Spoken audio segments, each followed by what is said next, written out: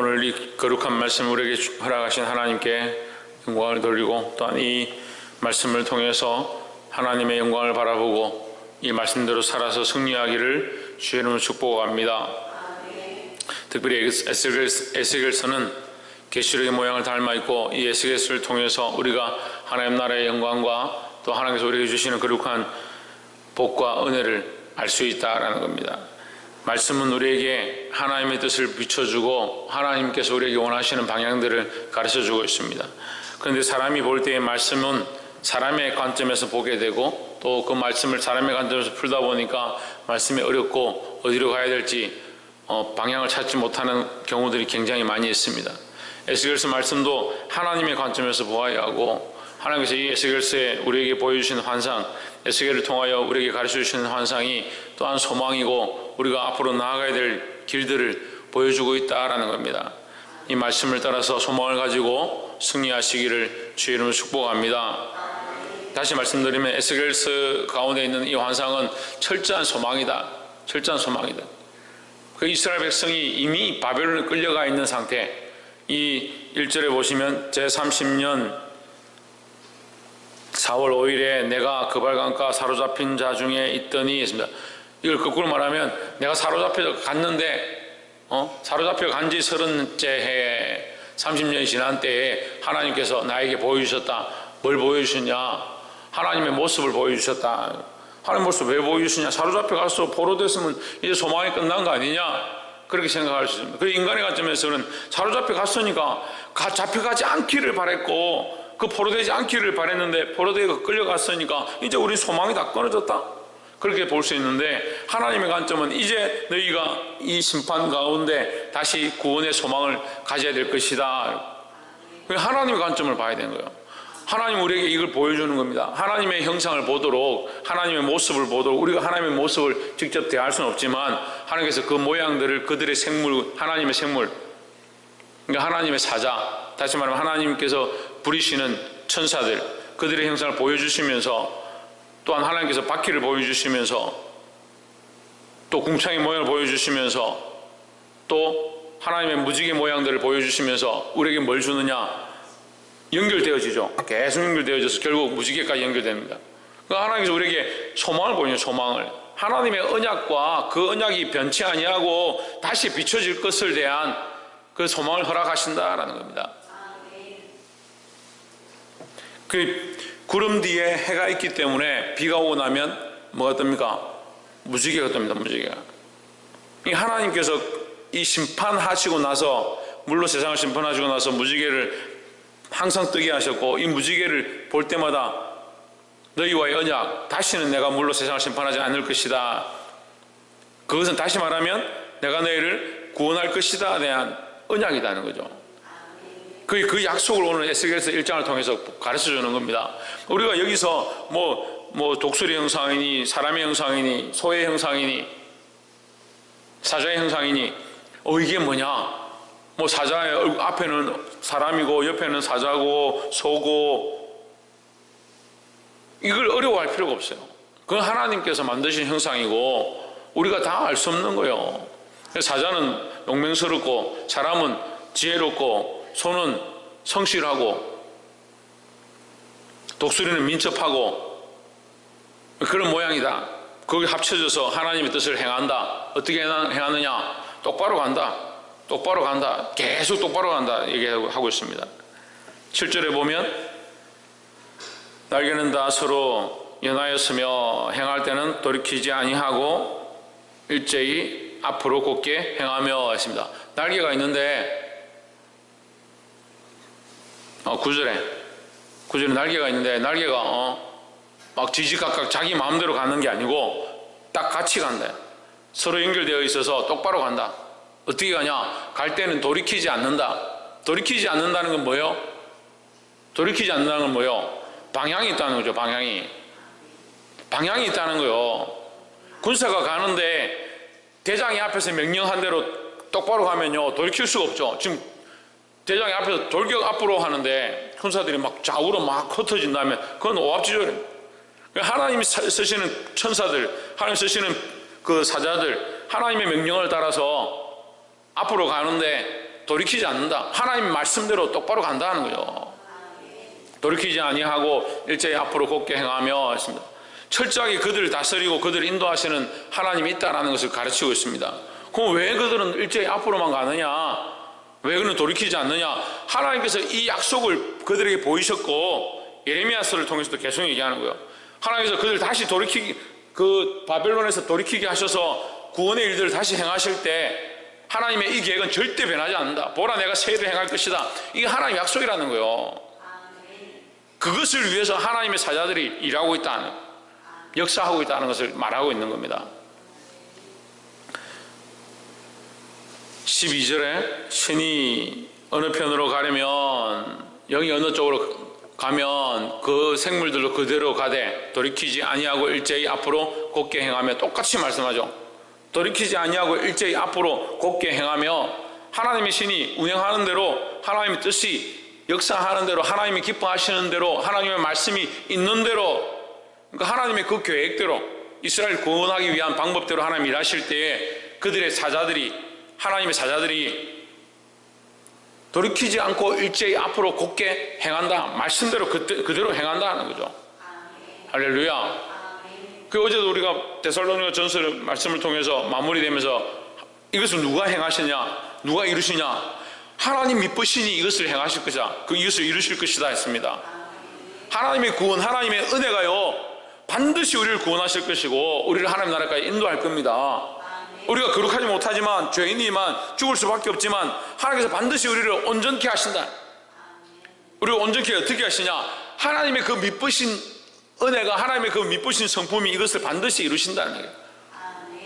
그러니까 이 이스라엘 백성에게 이 1장을 통해서 계속 말씀하시고, 돌이키지 아니하고 일제히 앞으로 곧게 행하며, 이걸 몇 번이나 얘기하는 거예요. 17절에 행할 때에는 사방으로 향한 대로 돌이키지 아니하고 가며, 사방으로 가지 않고 똑바로 한다.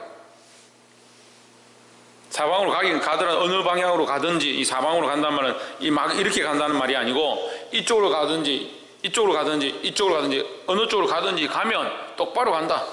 절대 돌이키지 않는다. 왜? 말씀이 명령하는 대로 좌로 가라 하면 좌로 똑바로 가고, 우로 가라 하면 우로 똑바로 간다는 거예요. 가면 돌이키지 않는다는 거예요. 그러니까 생물도 앞으로 가는데 돌이키지 않고 똑바로 가고, 거기에 있는 영도 그 영이 인도하는 대로 그 생물도 똑바로 가고, 또 바퀴도 거기에 그들이 행할 때 바퀴도 함께 행하는데 그 바퀴도 똑바로 간다라는 거죠. 그 이 바퀴나 영이나 생물 또한 돌이킬 필요가 없고 똑바로 걸어간다. 왜? 뭘 따라서? 하나님 말씀을 따라서, 하나님이 계획하신 대로, 하나님의 섭리를 따라서. 바퀴는 또 어렵게 생각할 필요 없어요. 바퀴는 돌아간다는 거예요. 성경에 나와 있는 모든 바퀴는 하나님의 섭리예요. 하나님께서 우리가 볼 수 없는 이 하나님의 섭리와 경륜 가운데 행하신다는 거죠. 사람이 이거 이해하기 어려운 게 이게 바퀴인데요, 그전에는 뭐 짐승을 가지고 사람이 짐승을 타고 다니고 뭐 기구를 만들어서 거기 타고 다니고 했지만, 이 바퀴가 개발되고 나서는 바퀴는 무한한 겁니다. 계속 돌아가잖아요.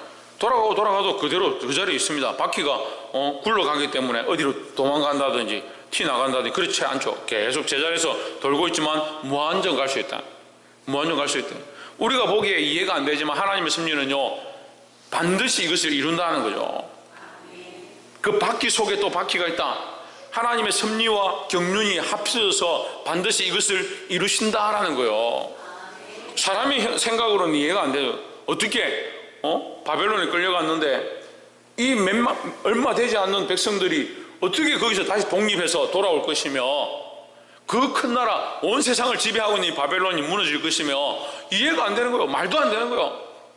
근데 하나님 어떻게 하시냐? 그 이스라엘 백성을 그 바벨론에 끌고 가서 그들로 말미암아 그 바벨론에 하나님의 나라가, 하나님의 복음이 전파되어지게 하는 거룩한 일들을 하게 하는 거예요.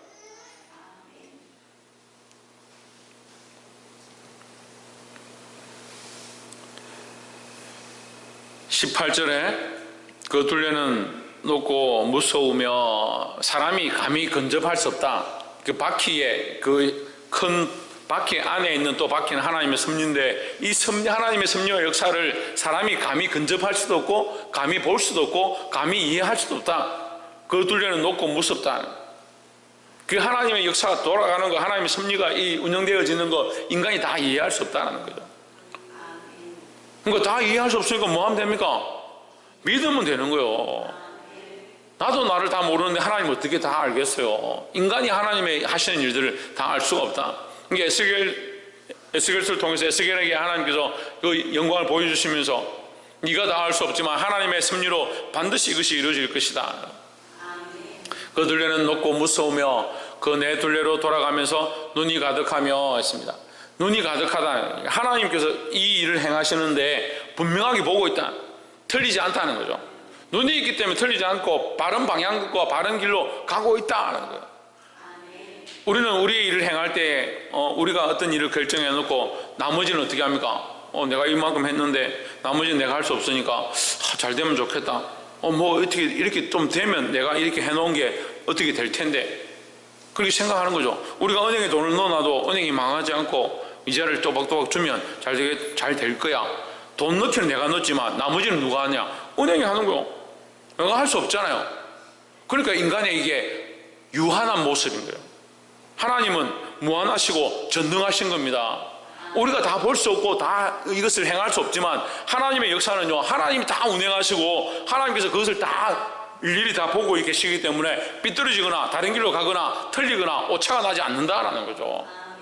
그 하나님의 전능하심, 그 하나님 부리시는 생물들의 하나님의 인도하심에 순종하는 것, 영을 따라서 움직이는 것, 그 바퀴가 섭리 가운데 운행되어지는 것. 그러니까 누굴 믿어야 되냐? 하나님을 철저하게 믿고 하나님의 약속과 계획이 틀리지 않는다는 사실을 인정해야 된다는 거예요.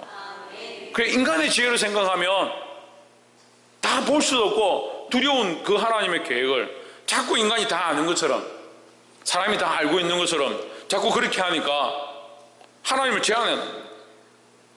우리의 머리를 어떻게 하나님을 다 이해하겠습니까? 우리의 눈으로 어떻게 하나님의 역사를 다 보겠습니까? 보이는 것만이라도 우리가 찬양하고 인정하고 우리가 다 볼 수 없는 것들을 온전히 하나님께 돌려드릴 수 있는 저와 여러분 되기를 주의 이름으로 축복합니다. 두 번째는 22절에 그 생물의 머리 위에는 수정 같은 궁창의 형상이 있어 보기에 두려운데 그들의 머리 위에 펼쳐져 있고 하십니다. 궁창의 형상이라는 건 하나님 나라의 영광이다. 하나님 영광의 모양이 보여진다. 하나님의 나라의 영광을 우리에게 보여주신다. 우리는 이 성경을 통해서 하나님 나라의 영광을 봅니다. 또한 이 가운데 섭리되어지는 여러 가지 일들을 통해서 하나님의 나라가 있구나, 하나님께서 우리에게 이런 나라를 주시기 원하시는구나, 이걸 알게 됩니다. 이게 다 보이지 아니하고 조금 보이지만 우리가 이것을 붙잡고 살아야 된다는 거예요. 23절에 그 궁창 밑에 생물들의 날개가 서로 향하여 펴 있는데 이 생물은 두 날개로 몸을 가리었고 저 생물도 두 날개를 몸을 가렸더라 했습니다. 생물들의 날개로 뭘 하느냐? 몸을 가렸다. 이 생물들을 이제 서랍이라 하기도 하고 천사라 하기도 하고 그룹이다라고 부르기도 합니다. 몸을 가렸다. 법궤 위에도 두 날개로 몸을 가리고 두 날개는 서로 연한 모양들의 형상을 하고 있습니다. 몸을 가린다. 하나님께서 세우신 하나님의 사자들도 하나님 앞에서 하나님의 영광의 임재 앞에서 자기 몸을 가리는 겁니다. 그럼 우리가 뭔데 하나님 앞에 이 몸을 드러내고 우리 삶을 드러내겠습니까? 그 생물들도 자기 몸을 가리는데 우리 또한 하나님 앞에 서게 되면요, 우리 부끄러움을 볼 수밖에 없는 거예요. 특별히 하나님의 그 영광의 광채 앞에 감히 설 자들이 없습니다. 그럼 우리는 어떻게 서 있습니까? 하나님 은혜로 서 있는 거죠.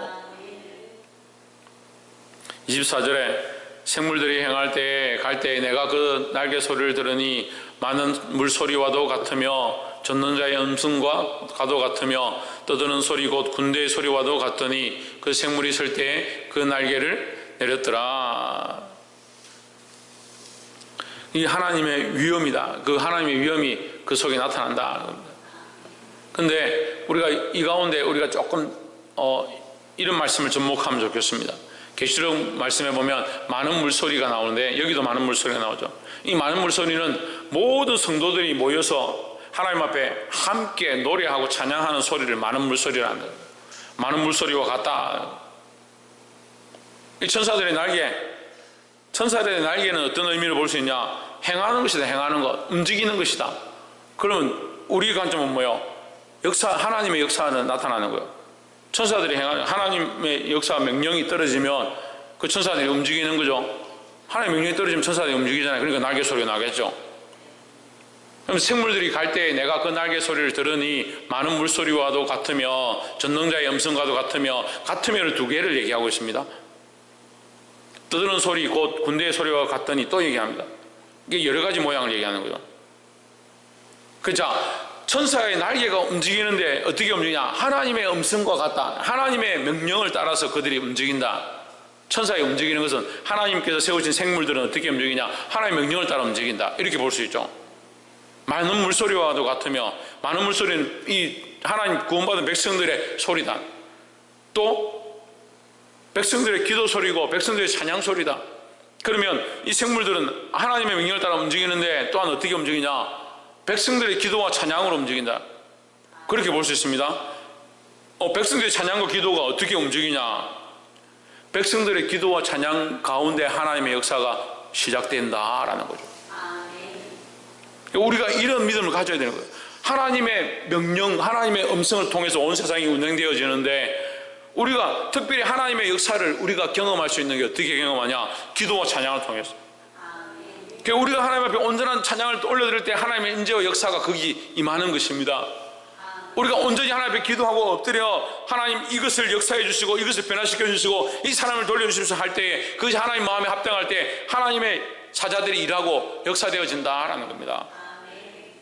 그러니까 그 소리가 많은 물소리와도 같으며 하나님 전능자의 음성과 같으며 했습니다. 그러니까 하나님의 명령을 따라 움직이는데 우리의 기도를 통해서 보좌가 움직이고 우리의 기도를 통해서 이것이 향기로 하나님 앞에 올라가고 우리의 찬양을 통해서 많은 물소리와 같이 온 세상에 들리게 된다라는 거예요. 그럼 이 세상을 변화시키는 거, 많은 사람을 하나님 앞에 인도하는 거 뭐가 있느냐? 우리의 기도와 찬양을 통해서 역사되어지는 거예요. 근데 그 기도와 찬양이 어떻게 해야 된다? 하나님께 합당해야 된다. 이런 역사를 경험하고 볼 수 있게 되기를 주의 이름으로 축복합니다. 마지막 세 번째로 26절에 그 머리 위에 있는 궁창 위에 보좌의 형상이 있는데 그 모양이 남보석 같고 그 보좌의 형상 위에 한 형상이 있어 사람의 모양 같더라 했습니다. 보좌 위에 한 형상이 있는데 사람의 모양 같더라. 우리가 이 형상으로 나타나는 것은 그리스도로, 예수 그리스도로 알 수 있습니다. 그리고 이 구약에는 예수의 육신의 존재로 나타나지 않았으니까 성자의 모양이다. 성자의 모양을 우리에게 보여주는 겁니다. 성자의 모양은 뭘 얘기합니까? 이사야서에서 이미 얘기하셨습니다. 이사야서를 통해서, 예레미야서를 통해서 이미 말씀하셨습니다. 보라, 내가 새 일을 행할 것이다. 이제 나타낼 것이다. 광야의 대로를 낼 것이고 그 대로가 뭡니까? 광야와 사막의 대로를 낸다. 소망이 없는 땅에, 죽어진 땅에 길을 낼 것이다. 사람이 다닐 수 있고 살아날 길이 될 것이다. 그 길이 뭐냐? 예수 그리스도입니다. 화평이 없고 소망이 없고 죽을 수밖에 없는 자에게 소망의 길을 내신 분이 누구냐? 예수 그리스도로 말미암아 내신다는 거예요. 하나님께서 이 마지막 말씀 가운데 에스겔에게 뭘 보여주시냐? 사람의 형상 보여주는 거예요. 사람의 모양 보여주는 거예요. 사람을 보여주는 것이 아니라 하나님의 성자 그리스도를 우리에게 보여주신다는 거예요. 왜 보여주시냐? 구원의 소망이다. 구원의 소망이다. 우리가 바라봐야 될 건 누구냐? 예수 그리스도밖에 없는 거예요. 인간이 할 수 있는 것이 없으니까 그리스도를 바라보고 하나님께서 우리에게 보내주신 구원의 길들을 보고 그 길로 가야 된다는 겁니다. 27절에 내가 본즉 그 허리 이상의 모양은 단새 같으며 그 속과 주위가 불 같고 그 허리 이하의 모양도 불 같아서 사면으로 광채가 나며 했습니다. 불 같다. 모든 것을 태워 사르고 사람이 가까이 갈 수 없다. 완전하시다는 거예요. 완전하신 그리스도의 형상을 보여주고 있다는 거예요. 그 성자도 하나님이시니까 사방이 광채가 나고 사람이 가까이 할 수 없는, 죄나 악한 것들이 가까이 할 수 없는 완전한 형상이심을 보여주고 있습니다. 28절에 그 사방 광채의 모양은 비 오는 날 구름에 있는 무지개 같으니 있습니다. 광채와 불과 이 비는 연결이 안 되지 않습니까? 근데 비를 얘기하는 게 아니고 그 비 오는 날 구름에 있는 무지개 같다, 무지개 같은 형상을 의미하는 거예요. 설명하기 위해서 하는 거예요. 무지개 같다. 무지개는 무조건 하나님의 언약이에요. 무지개는 그 하나님의 언약, 하나님의 약속. 예수 그리스도를 통해서 우리에게 뭘 가르쳐 줍니까? 그리스도를 통해서 소망을 보게 합니다. 어떻게 소망을 보게 합니까? 무지개를 보여주셔서 소망을 보게 하는 겁니다. 우리가 비록 죄를 짓고 연약하고 죽을 수밖에 없지만 하나님께서 이 언약의 무지개를 통해서 우리에게 용서와 화해와 은혜로 인도하신다라는 거죠. 이는 여호와 영광의 형상의 모양이라. 예수 그리스도 안에, 성자의 그 안에 뭐가 있느냐? 하나님의 영광의 형상의 모양이 숨어 있다라는 거죠. 내가 보고 엎드려 말씀하시는 이의 음성을 들으니라 하십니다. 우리는 누구의 말을 들어야 되냐? 예수 그리스도의 말씀을 듣고 그 말씀 앞에 순종해야 한다는 거예요. 말씀을 맺겠습니다. 우리에게 수많은 말씀들이 있습니다. 수많은 얘기들이 있습니다. 우리가 들어야 될 것은 뭐냐? 예수 그리스도의 말씀이고, 우리가 보아야 될 것은 뭐냐? 예수 그리스도의 형상이고, 우리가 소망해야 될 건 뭐냐? 하나님이 그리스도를 통해서 우리에게 주신 이 구원의 소망이다라는 거예요. 우리가 바라봐야 될 건 헛되고 헛된 세상의 소망이 아니고, 세상에 들려주는 얘기가 아니고, 그리스도를 바라보고 믿음으로 살아서 하나님이 우리에게 허락하신 이 구원의 소망, 영원한 소망들을 이룰 수 있는, 성취할 수 있는, 그것을 받을 수 있는 자들이 되기를 주의 이름으로 축복합니다. 기도하겠습니다.